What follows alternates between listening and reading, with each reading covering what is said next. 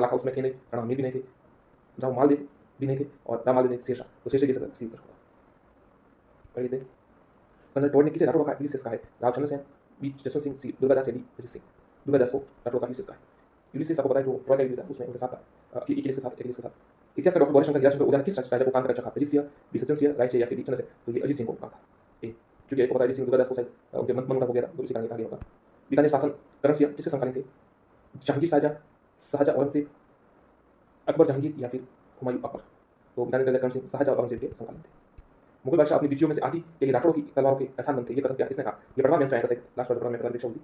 Doctor हनोली, colonel Tod, Thomas के राम शंकर त्रिपाठी। तो ये कर्नल टॉड ने कहा था।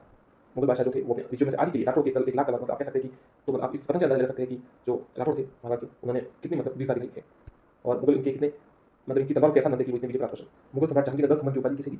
सूरसिंह, बी जयप्रसिंह, सी गजसिंह या फिर रायसिंह? तो इसका उत्तर है सी, गजसिंह को मुगल सम्राट जहांगीर ने ये उपाधि दी थी। और जो साथी पूछना चाहते हैं दल का मतलब क्या, दल का मतलब होता है दल को रोके रखने वाला, मतलब सेना को रोके रखने वाला। बीकानेर के राय सिंह ने किन दो मुगल बादशाहों की सेवा की थी? अकबर और जहांगीर, बी जहांगीर और शाहजहां, सी शाहजहां औरंगजेब और बाबर और हुमायूं? तो राय सिंह ने अकबर और जहांगीर से ये उनके साथ समकालीन थे। 1572 में अकबर ने जोधपुर को किसके सुपुर्द किया था? ये बीकानेर के राय सिंह, उदय सिंह, राव जोधा या मान सिंह? तो देखिए राव जोधा थे नहीं, उदय सिंह करेंगे नहीं, तो इन दोनों में से एक है ये बीकानेर के राय सिंह का था। इतिहासकार बदायूं ने किस युद्ध को गोकुंडा का युद्ध कहा? ए हल्दीघाटी का युद्ध, बी चित्तौड़ का युद्ध, सी दिवेर का युद्ध या देखो, तो बदायूं ने इसे गोकुंडा की हल्दीघाटी के युद्ध को कहा था। ये उत्तर। और अबुल फजल ने हल्दीघाटी का युद्ध उसे क्या कहा था उसको? देखिए इसको गोकुंडा का कहा था इसने, हल्दीघाटी के युद्ध को बदायूं और अबुल फजल ने खंडों का युद्ध कहा था। आगे देखते हैं। राणा सांगा ने दिल्ली के सुल्तान को पराजित किया था। इब्राहिम लोदी, खिलजी, बेरगा या ग्वारी? देखिए ग्वारी समकालीन नहीं था, खिलजी भी समकालीन, बेरगा था, परंतु इब्राहिम लोदी का सिर दिल्ली के सुल्तान को। आगे देखते साथियों, मेवाड़ की किस शासक की मृत्यु के पश्चात मेवाड़ का पूरी वंश सिसोदिया वंश कहलाया? राज सिंह, जयद्रथ सिंह, रतन सिंह या मौका? तो इसका उत्तर सी, रतन सिंह, राव रतन सिंह जो उसके पश्चात अमीर बने थे। देखिए उनको सिसोदिया वंश, सिसोदिया नाम है इसी कारण कहलाया। अलाउद्दीन खिलजी द्वारा चित्तौड़ का नाम दिया गया। देखिए अलाउद्दीन खिलजी ने चित्तौड़ का क्या नाम दिया? ए खैराबाद, बी खिजराबाद, सी जलालाबाद या फिर डी नसीराबाद? सी माफ कीजिएगा, बी खिजराबाद नाम दिया था। अलाउद्दीन चित्तौड़ का नाम खिजराबाद दिया था, जालोर का नाम जलालाबाद दिया था।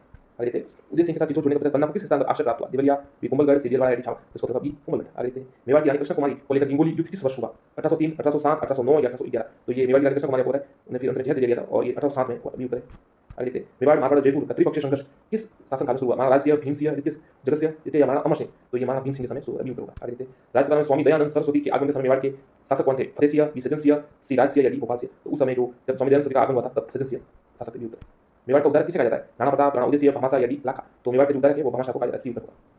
कलयुग का कर्ण कल्याण मालदेव, लूणकरण या फिर कुंभा? तो जो कलयुग का कर्ण है वो लूणकरण को कहा जाता है और राजपुताना का कर्ण रायसिंह को कहा जाता है। फारसी इतिहासकारों ने हिंदुस्तान का हसमत वाला शासक महाराणा प्रताप, रावचंद्र सेन, सी मालदेव या फिर डी मोगल? तो फारसी इतिहासकारों ने हिंदुस्तान को जो हसमत वाला शासक है वो मालदेव को कहा था। सी। और साथ ही हसमत का मतलब होता है जैसे हम हिंदी कहते हैं ना शानदार, वैभवशाली, और इंग्लिश में कहते हैं स्प्लेंडिड, स्प्लेंडर, जो कि स्प्लेंडिड कहते हैं, मतलब बहुत शानदार जो, तो ये उनके लिए है हसमत वाला शासक, वैभवशाली। दिव्य युद्ध 1582 के बाद महाराणा प्रताप ने राजधानी बनाई। छावन, कुंभलगढ़, गोकुंड रेड्डी? तो इसका उत्तर ये छावन। आगे देखते हैं। नयन चंद्र सूरी द्वारा रचित हमीर महाकाव्य राजपूतों की उत्पत्ति बताई। चंद्र से, सूर्य से, अग्नि से या ब्राह्मण से? तो नयन चंद्र सूरी ने जो उत्पत्ति बताई राजपूतों की, वो सूर्य से बताई। ये उत्तर होगा। आगे बढ़ते हैं। निम्न में से किस राजपूत शासक ने विजय कटकाटू की उपाधि धारण की थी? महाराणा राम सिंह, महाराणा सांगा, सी महाराणा कुंभा या डी राज सिंह? तो उत्तर होगा डी राज सिंह ने विजय कटकाटू की उपाधि धारण की थी। आगे देखते हैं। निम्न से कौन खानवा के युद्ध में राणा सांगा के पक्ष में लड़े थे? महमूद लोधी, हसन खां, मालदेव या मेदिनी राय? तो राणा सांगा के पक्ष में कौन लड़े थे? तो राणा सांगा के पक्ष में चारों लड़े थे। आगे देखते हैं। निम्न में से कौन से राजपूत सरदार खानवा के युद्ध में बाबर के वीर पक्ष में लड़े? राजा भारमल वीर या वीरम देव राव राव? तो इनमें से केवल दो, एक और दो उत्तर होगा। भारमल और वीरम देव लड़े थे। आगे देखते हैं। किस राजपूत सरदार ने खानवा के युद्ध में राणा सांगा के घायल होने पर उनका राज्य में युद्ध जारी रखा था? वीर दुर्गादास थे उस समय, थला अज्जा, राजा भारमल थे, राव ने, तो लहला अज्जा इनके उत्तर बी उत्तर होगा। आगे देखिए साथियों। और किस इतिहासकार ने 7वीं सदी से 12वीं सदी को राजपूत काल कहा है? श्रीनिवास, बीबीएल थापर, सी विंसेंट स्मिथ या डी हरिजन? तो याद रखिएगा विंसेंट स्मिथ ने इसे राजपूत काल कहा है। आगे देखते हैं। इनमें से किस रचना में अमीर खुसरो ने चित्तौड़ पर अलाउद्दीन खिलजी के आक्रमण का वर्णन किया है? खजाइन उल फतह, तुगलकीनामा, नूर खिलजी या मिफ्ता उल फतह? तो ध्यान रखिएगा खजाइन उल फतह ये उत्तर है इसका, जिसमें अमीर खुसरो ने अलाउद्दीन खिलजी के आक्रमण का किया है, वर्णन किया है। तो देखिए आप याद रखिएगा एक चीज को, जो खुसरो थे वो लोग तो 7 या 11 शासक थे दिल्ली सल्तनत के, उसमें उनके राजकवि रहे, मतलब कवि रहे, क्योंकि बहुत कम समय में बादशाह बदलते रहे। आगे देखते हैं। जिनमें से कौन सा विद्वान कुंभा के दरबार था? नाथा, बी मुनि सुंदर सूरी, फरिश्ता या तिलावट? तो देखिए इसमें फरिश्ता वाला अलग, तो सी उत्तर होगा, फरिश्ता नहीं। अपना सिर काटकर देने वाली हाड़ी रानी का नाम क्या था? रानी सुलोचना, बी सलह कवर, सी पद्मिनी या फिर कर्णावती? तो जिन्होंने सिर काटा हाड़ी रानी का नाम बी उत्तर होगा, सलह कवर। सलमगढ़ के जो रावत थे उनके लिए। 1578 में कुंभलगढ़ पर किसने आक्रमण किया? 78 में याद रखिएगा अलाउद्दीन खिलजी, शाहबाज खां, गजनवी, औरंगजेब? आप ध्यान रखिएगा कैसे करते हैं, ऐसा प्रश्न आ गया तो कैसे करते हैं? अलाउद्दीन खिलजी 1578 में था नहीं, महमूद गजनवी उनसे भी पहले था उसमें, अलाउद्दीन खिलजी तब से पहले था, गजनवी औरंगजेब भी बाद में था, तो 1578 में शाहबाज खां जरूर है, तो बी उत्तर होगा। खानवा में बाबर के विरुद्ध सांगा की सहायता किसने? नेत्र मारवाड़ी सेना की? ये चंद्रसेन, बी मालदेव, सी वीरम देव या देखिए खानवा बाबर के विरुद्ध सांगा के तो सेना तो भेजी थी मारवाड़ी रावगंगा ने, और किसी नेतृत्व में भेजी, मतलब कौन लड़ा था? तो बी मालदेव।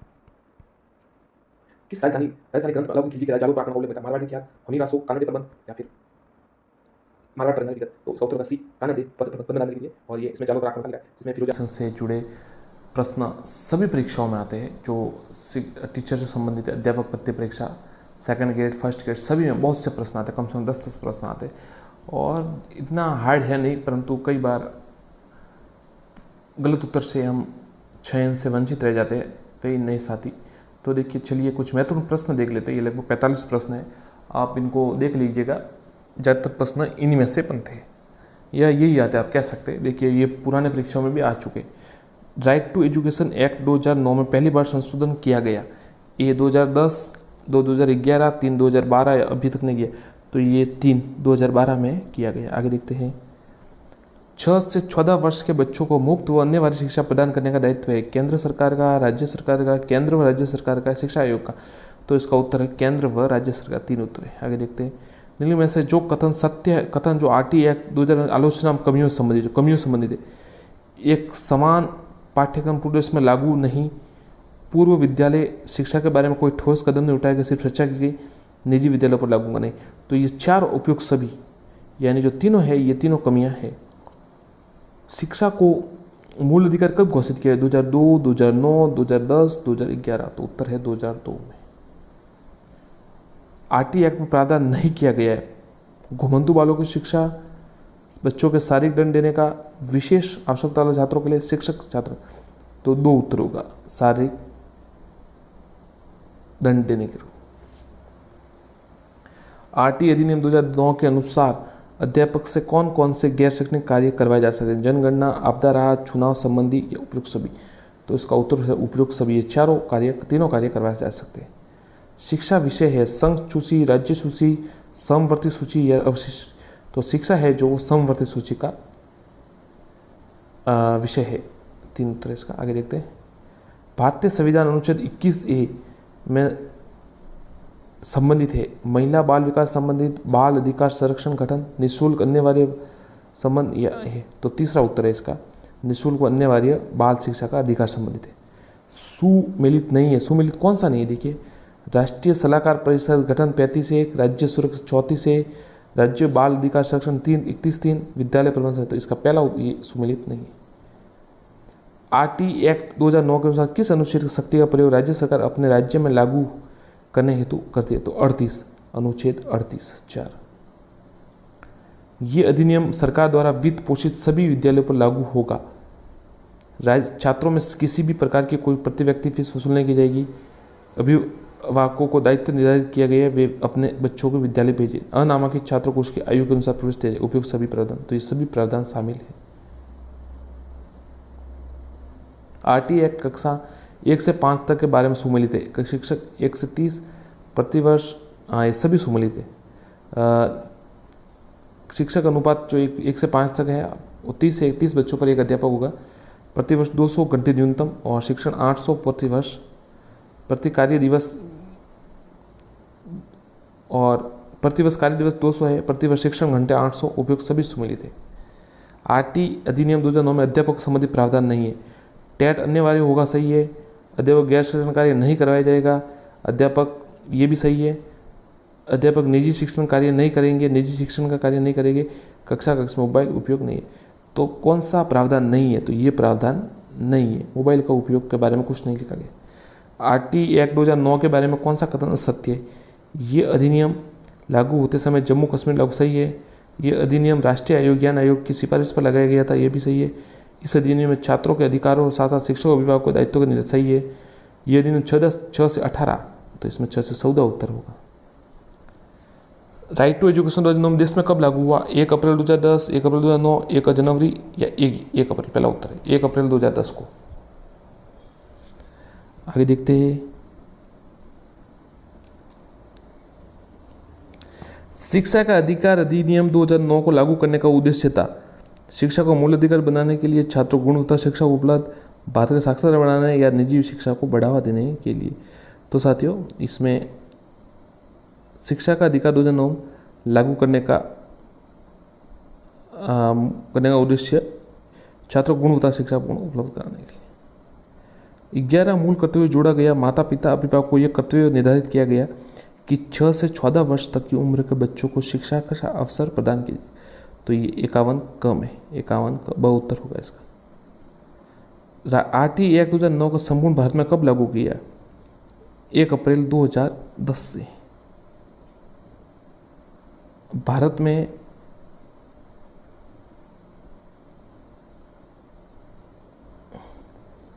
में स्कूली शिक्षा को अनिवार्य किए जाने की मांग सबसे पहले किस बिल से? डिस्पैच, हंटर, गोखले या गांधी? तो इस गोखले। शिक्षकों की नियुक्ति के लिए योग्यता, अर्हता है, सेवा शर्त निर्धारित है। 22, धारा 22, धारा 23, धारा 24 या धारा 26? धारा 23। अगर देखते उसका पूर्ण वाला का उत्तर आप देख सकते हैं। जो योग्यता व शिक्षक के लिए अर्हता निर्धारित है वो धारा 23 में। आगे देखते धारा 25 के अंतर्गत छात्र शिक्षक अनुपात कितने वर्ष के अंदर लागू होना चाहिए? 1 वर्ष, 2 वर्ष, 3 वर्ष? तो 3 वर्ष। स्टैटिक पैटर्न होता है, आपको पता है, 3 वर्ष के अंदर। शिक्षक द्वारा प्राइवेट ट्यूशन पर रोक 22, 28, धारा 29 या ये पेपर है। आप देखते हैं, चलिए शुरू करते हैं, जल्दी से इसको पूरा कर देते हैं। आपके लिए हो सकता है इसमें से कुछ प्रश्न आ जाए और आपको सुविधा मिले और आप अपना टेस्ट भी कर सकते हैं। सवाल है, देखिए, क्षुद्र ग्रह कौन से ग्रहों की कक्षा के बीच पाए जाते हैं? इसको जूम कर लेते हैं। देखिए, क्षुद्र ग्रह कौन से कक्षाओं के बीच पाए जाते हैं? तो बृहस्पति, पृथ्वी, शुक्र व पृथ्वी या मंगल व बृहस्पति के बीच। तो क्षुद्र ग्रह मंगल और बृहस्पति के बीच पाए जाते हैं, याद रखिएगा, मंगल और बृहस्पति। आगे देखते हैं,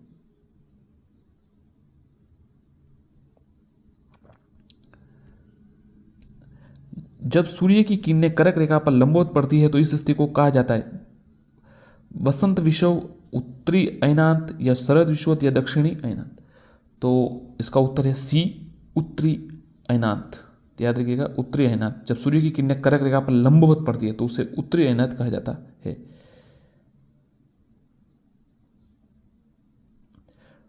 व्रत ज्वार की स्थिति होती है माह के प्रथम व तृतीय चतुर्मास में, माह के द्वितीय व तृतीय चतुर्मास में, माह के प्रथम व द्वितीय चतुर्मास में, माह के द्वितीय व चतुर्मास में।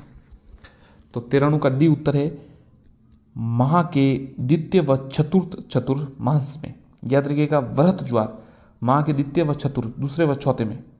आगे देखते हैं, निम्न में से कौन सी छोटी चोटियां भारत में स्थित है? अन्नपूर्णा, धौलगिरी, हिमालय की कौन सी चोटियां भारत में? कामेट या गुरु मंदा था? तो 94 का उत्तर है डी, मतलब केवल कामेट। ये केवल भारत में स्थित है। माफ कीजिए, कामेट, बाकी ये भारत में स्थित नहीं है। आगे देखते हैं, स्थानांतरित कृषि हिमालय क्षेत्र में किस नाम से जानी जाती है? खील, पामाडाबी, पौडू या बरिगा? ये उत्तर होगा इसका खील। स्थानांतरित कृषि जो है हिमालय क्षेत्र में खील नाम से जानी जाती है। आगे देखते हैं, 96 जो प्रश्न है वो सुमिलित करना है आपको। लोहयस्क, नोवा मुंडी, बेलाडीला, कद्रेमुख और राज्य। तो कौन कौन से राज्य से इसको सुमिलित करना है? ये 96 सवाल है, ए उत्तर है इसका। मतलब बादाम पहाड़ तो है उड़ीसा, नोवा मुंडी है झारखंड, बेलाडीला है छत्तीसगढ़ और कद्रेमुख है कर्नाटक। आगे देखते हैं, भारत में 1901 से 2001 तक न्यूनतम लिंगा अनुपात कौन से जनगणना वर्ष में दर्ज किया गया? जो है लिंगा अनुपात सबसे कम 1991, 1981, 1951 या 2001? इसका उत्तर है जो 97 वाला प्रश्न है, इसका उत्तर है ए, 1991 में लिंगा अनुपात सबसे कम दर्ज किया गया। आगे देखते हैं, भूप्रपटी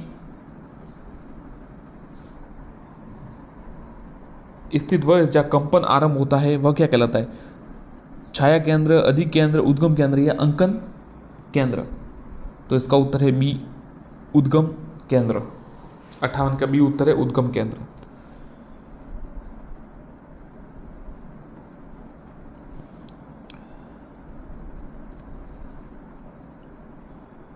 निम्न में से असत्य कथन है। उष्णकटिबंधीय चक्रवात तो केंद्रीय भाग का, इसमें सीधा बता देता हूँ आपको, जो 99% इसका ए उत्तर है। उष्णकटिबंधीय चक्रवातों में केंद्रीय भाग में चक्रवात अक्ष होता है। माफ कीजिएगा, सी उत्तर है इसका 99 का, तो ये सही है मतलब। तो सी उत्तर, दक्षिण गोलार्ध में प्रति चक्रवातों की दिशा घड़ी की सुई में, तो दक्षिण गोलार्ध में प्रति चक्रवातों की दिशा घड़ी की सुई की दिशा में नहीं होती, वो घड़ी की विपरीत, जो सुई की है विपरीत दिशा में होती।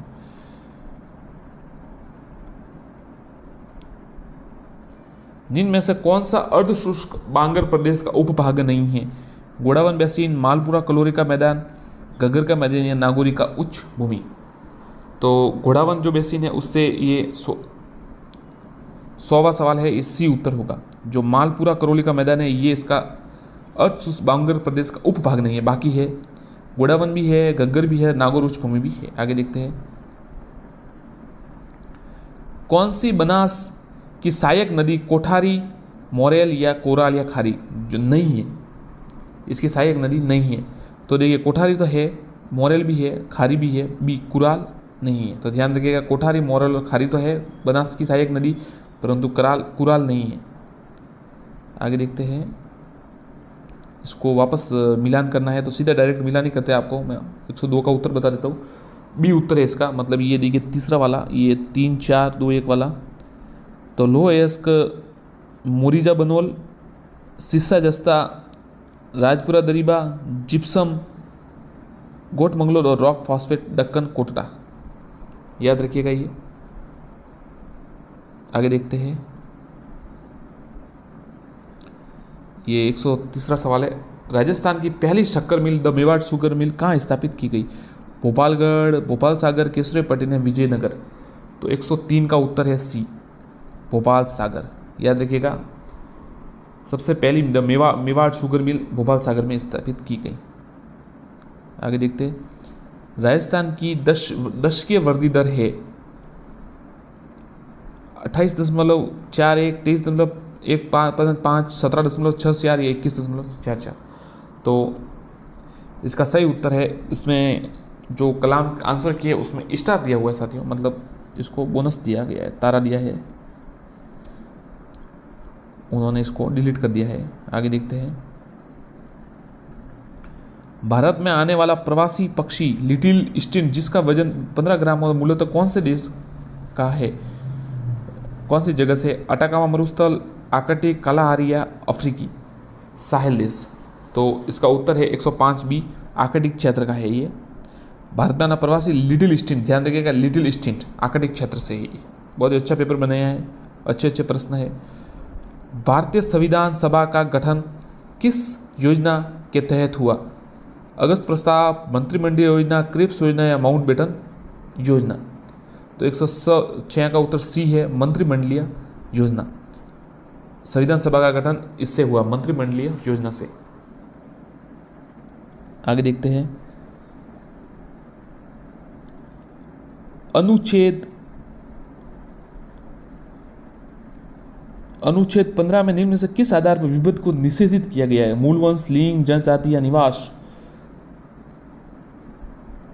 डी उत्तर है, निवास के आधार पर निषेधित नहीं किया गया है, बाकी सबके आधार पर किया गया। मूलवंश है, लिंग है, जाति के आधार भेदभाव नहीं कर सकते, निवास के स्थान पर कुछ नहीं लिखा गया है। आगे देखते हैं, निम्नलिखित कथनों में से असत्य कथन को पहचानिए। मूल कर्तव्य वाद योग्य है, नहीं है, माफ कीजिएगा, ये इसमें लिखा हुआ है। मूल कर्तव्य केवल नागरिकों के लिए निर्धारित है, विदेशियों के लिए नहीं। मूल कर्तव्य संविधान में 10 मौलिक कर्तव्यों का प्रावधान है, वर्तमान में संविधान मौलिक 11 शामिल है। जो असत्य है उसको पहचाना है, तो मूल संविधान में, तो देखिए असत्य जो है 108वां सवाल, इसमें ये 6 सी उत्तर है, मतलब मूल कर 10 मूल संविधान में ऐसा कोई प्रावधान था ही नहीं, ये बाद में जोड़े गए हैं, याद रखिएगा। और मूल कर्तव्य वाद योग्य नहीं है, ये ये भी सही है। मूल कर्तव्य केवल नागरिकों के लिए, विदेशियों के लिए, ये भी सही है। संयुक्त राष्ट्र बाल अधिकार कन्वेंशन कब आयोजित किया गया? 20 नवंबर 1989, 11 दिसंबर 1992, 2007 या 2000। तो इसका उत्तर याद रखिएगा 20 नवंबर 1989 संयुक्त राष्ट्र बाल अधिकार कन्वेंशन जो रखा गया था वो 20 नवंबर 1989 को रखा गया था। याद रखिएगा संयुक्त राष्ट्र बाल अधिकार संघ। किस संविधान संशोधन द्वारा मताधिकार की न्यूनतम आयु 21 वर्ष से घटाकर 18 वर्ष कर दी गई? कौन से 42वां, 61वां? देखिए 42वां 1976, 61वां 1989 और 52वां 1985 और 1989वां 2003। तो न्यूनतम आयु 21 से इसके द्वारा की गई थी। 110वां सवाल है ये और इसका उत्तर है सी। 61वें संविधान 1989 द्वारा ये जो न्यूनतम आयु है वो 18 वर्ष कर दी गई। मताधिकार की न्यूनतम आयु 61वें संविधान संशोधन 1989 में की गई।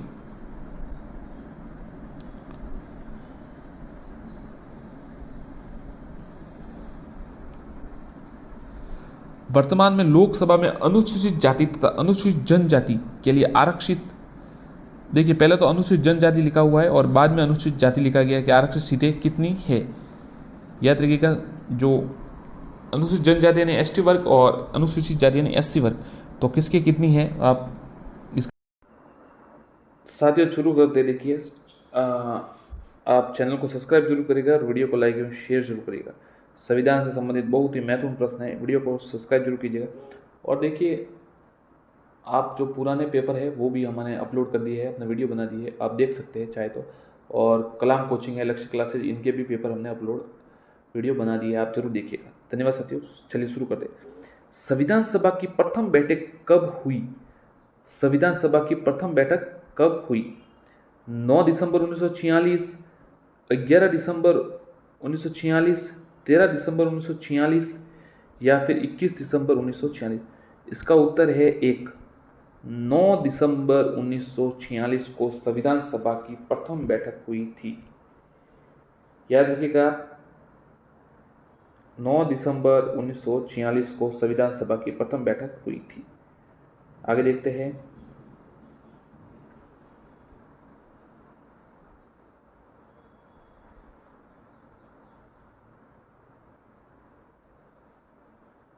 संविधान सभा के अस्थायी अध्यक्ष रूप में किसे नियुक्त किया गया था? संविधान सभा के अस्थायी के रूप में किसे नियुक्त किया गया था? BN Rao, doctor Sachidanand Sinha, doctor Bhimrao Ambedkar या डॉक्टर राजेंद्र प्रसाद? तो इसका उत्तर है अस्थायी सदस्य के रूप में बी, डॉक्टर सचिदानंद सिन्हा को नियुक्त किया गया था। आगे देखते हैं। प्रारूप समिति के अध्यक्ष कौन थे? BN राव, JB कृपलानी, वल्लभ भाई पटेल या डॉक्टर भीमराव अंबेडकर?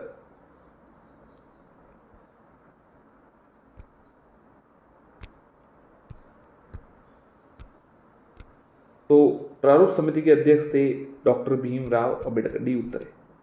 आगे देखते हैं।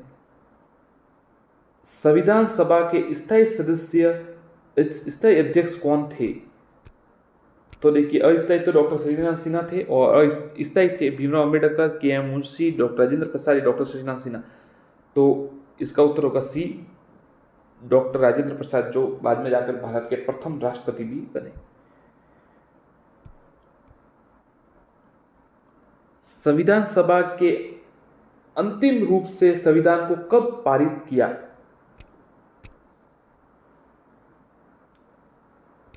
26 जनवरी 1950, 15 अगस्त, 26 नवंबर, 2 अक्टूबर? तो इसका उत्तर है ए, 26 जनवरी 1950। अंतिम रूप से 26 जनवरी 1950।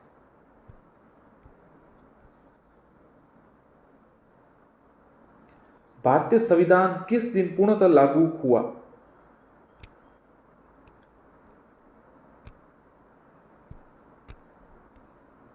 तो आपको पता है साथियों, भारतीय संविधान 26 जनवरी 1950 को लागू हुआ। भारत, ये तो देखिए भारत कब गणतंत्र बना, तो ये भी 26 जनवरी 1950 है। तो सरल सवाल है, आगे देखते हैं। भारतीय संविधान के किस भाग को उसकी आत्मा कहा जाता है? मूल अधिकार, संवैधानिक उपचारों का अधिकार, प्रस्तावना या फिर संशोधन प्रक्रिया। तो जो प्रस्तावना है उसको संविधान की आत्मा कहा जाता है, सी उत्तर है। संविधान सभा ने राष्ट्रगान को कब स्वीकार किया? बढ़िया सवाल है साथियों। राष्ट्रगान को कब स्वीकार किया गया? 26 जनवरी 1950, 26 जनवरी 1950, 15 अगस्त 1947 या 22 जुलाई 1950। तो राष्ट्रगान को जो स्वीकार किया गया था ये 24 जनवरी 1950 को स्वीकार किया गया था। आगे देखते हैं। भारतीय नागरिकों को प्राप्त मूल अधिकारों की संख्या कितनी है? 5, 6, 7 या फिर 8? तो देखिए अब वर्तमान में भारत में मूल अधिकारों की संख्या है वो 6 है। पहले 7 थी, संपत्ति का अधिकार हटा दिया गया है, याद रखिएगा। संपत्ति के अधिकार को संविधान संशोधन किस के द्वारा हटाया गया? 44वें, 46वें, 42वें, 52वें? तो देखिए जो संपत्ति का अधिकार था वो 44वें संविधान संशोधन द्वारा हटाया गया। ये 1978 में हुआ था, याद रखिएगा। 44वां संविधान 1978 में संशोधन। मूल अधिकारों का रक्षक किसे कहा जाता है? सर्वोच्च न्यायालय,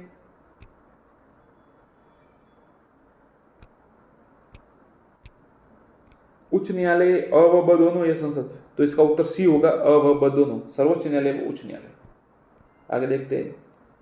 किस अनुच्छेद के द्वारा, याद रखिएगा, किस अनुच्छेद के द्वारा 6 से 14 वर्ष तक के बच्चों को शिक्षा का अधिकार मूल अधिकार माना गया है? अनुच्छेद 20, अनुच्छेद 21, अनुच्छेद 21 ए या अनुच्छेद 22? उम्मीद करते हैं आपने अपना उत्तर दे दिया साथियों। तो इसका उत्तर है अनुच्छेद 21 ए, ध्यान रखिएगा, अनुच्छेद 21 ए। लोक कल्याणकारी राज्य की अवधारणा